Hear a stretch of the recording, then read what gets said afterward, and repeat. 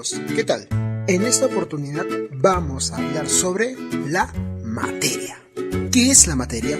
Por concepto podemos decir que es todo aquello que ocupa un lugar en el espacio. Por ejemplo, una mesa, una silla, una máquina, un auto, una licuadora, unos lentes, unas tijeras, etcétera, etcétera, etcétera. Todo aquello que tú puedas observar a tu alrededor es considerado materia. Pero, ¿por qué es importante saber qué es la materia? En química, nosotros estudiamos la materia, pero con respecto a los electrones, ya que en esta ciencia nos preocupamos por estudiar los cambios que ocurren en la materia, y estos cambios se dan justamente a nivel de electrones. Nosotros podemos clasificar la materia. Existen dos tipos: las mezclas y las sustancias puras. Las sustancias puras son aquellas que tienen un solo componente, y las mezclas son aquellas que tienen dos componentes o más. Las mezclas también se pueden clasificar en homogéneas y heterogéneas. ¿Qué es una mezcla homogénea? Por concepto podremos decir que son aquellas mezclas de sustancias que forman una sola fase. Es decir, tú no puedes diferenciar a simple vista los componentes de esta mezcla. Por ejemplo, imagina que tienes un vaso de agua y le agregas sal. Comienzas a agitar y a mezclar. Pregunta: ¿podrás diferenciar a simple vista dónde se encuentra la sal? Pues no, es muy difícil. Todo está en una sola fase. Sin embargo, las mezclas heterogéneas son completamente diferenciables. Por ejemplo, si tú mezclas agua con arena, ¿podrás diferenciarlo? Pues sí, la arena no se mezcla con el agua. La arena, al ser agitada en el agua, esta va a ir cayendo poco a poco, sedimentándose. Entonces, podrás ver dos fases diferentes, una sólida, que es la arena, y otra líquida, que es el agua. También hay dos tipos de sustancias puras. Están los compuestos y los elementos. Los elementos son los que nosotros podemos encontrar en la tabla periódica. Por ejemplo, el hidrógeno, el oxígeno, el sodio, el oro, la plata, el cobre, etc. Sin embargo, los compuestos vienen a ser combinaciones de estos elementos. Como por ejemplo, el agua, que contiene dos hidrógenos y un oxígeno. Sin embargo, también pueden tener estructuras iónicas, como por ejemplo el cloruro de sodio. Ya sabemos cómo se clasifica la materia. Ahora, la materia también tiene propiedades, y son de dos tipos: físicas y químicas. En las físicas podemos encontrar las generales y las particulares. Cuando decimos que son generales, nos referimos a que las vas a encontrar en cualquier objeto. Las propiedades químicas. Estas están relacionadas con las reacciones químicas. Cada compuesto o elemento químico presentan reacciones características ante la presencia de diferentes sustancias. Ahora hablemos de los estados de agregación de la materia.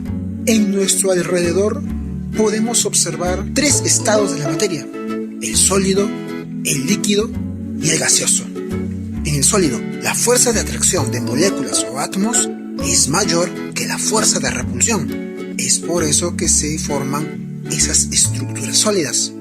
Sin embargo, en el líquido, las fuerzas de atracción y repulsión son aproximadamente iguales.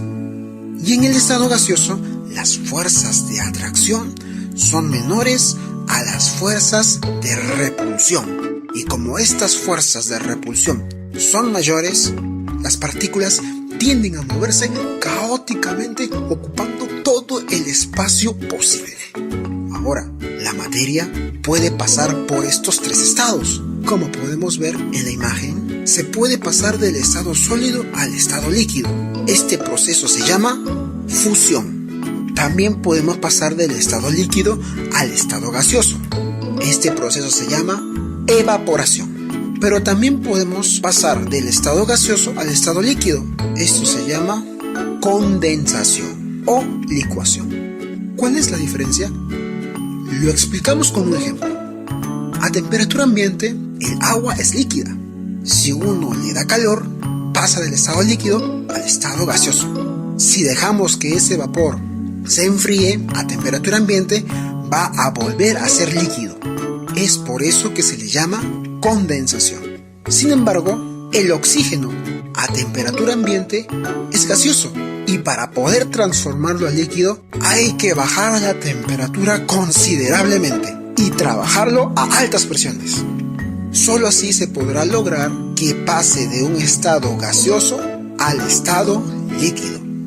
A esto se le llama licuación. Para pasar del estado líquido al estado sólido es sencillo, solidificación. Sin embargo, también podemos pasar del estado sólido al estado gaseoso. A esto le llamamos sublimación. Y también viceversa, del estado gaseoso al estado sólido. Lo llamamos sublimación inversa. Muy bien, ya podemos clasificar a la materia. Sabemos las propiedades que tiene y conocemos los estados de agregación que éstas poseen. Ahora vamos a ver qué tipos de cambios pueden sufrir. Hay de dos tipos, físicos y químicos. En el cambio físico no hay alteración en su estructura química, es decir, que no cambia, químicamente hablando. En el cambio químico sí hay alteración de la materia, pues ésta se transforma en otra. Por ejemplo, en el físico, si tú tienes un clavo y lo doblas, ¿sigue siendo un clavo o dejó de ser un clavo? Pues sí, la respuesta es que sigue siendo un clavo. Obvio, vuelves a enderezar el clavo y vuelve a ser un clavo. Esencialmente no ha cambiado. Otro ejemplo, tienes agua, la calientas y hierve. ¿Esa agua se ha transformado en otra cosa? No, simplemente es agua, pero en estado gaseoso. Ahora, en los cambios químicos, tomemos un clavo y dejémoslo en el medio ambiente. Este se oxida por la presencia del oxígeno. Ese clavo ya dejó de ser un clavo. ¿Por qué? Porque el oxígeno del medio ambiente reaccionó químicamente con el hierro que contiene el clavo, formando un nuevo compuesto, que es el óxido de hierro. Por eso el clavo, cuando se oxida, toma una coloración un poco marrón anaranjada. Y cuando uno lo toca, se da cuenta que se va deshaciendo. Otro ejemplo es la madera. A ver, intenta hervir la madera. Claro que no se puede. Cuando uno expone la madera al fuego, este sufre una reacción de combustión. Claro, comienza a salir humo. No vamos a decir que este humo es madera en estado gaseoso, imposible. Esos gases que salen es el CO2 o dióxido de carbono. Sin embargo, en el suelo nos quedaría un polvo negro, siendo las cenizas de la madera. Pregunta: ¿es posible que los gases del CO2 y las cenizas vuelvan a ser madera? Creo que no lo lograrás, porque los cambios que ocurrieron fueron químicos. Entonces, recapitulemos. Ya conocemos la materia. Todo lo que nos rodea es materia, inclusive hasta lo que no puedes ver. El aire es materia, pero ¿lo puedes ver? No, pero está ocupando un lugar en nuestro espacio.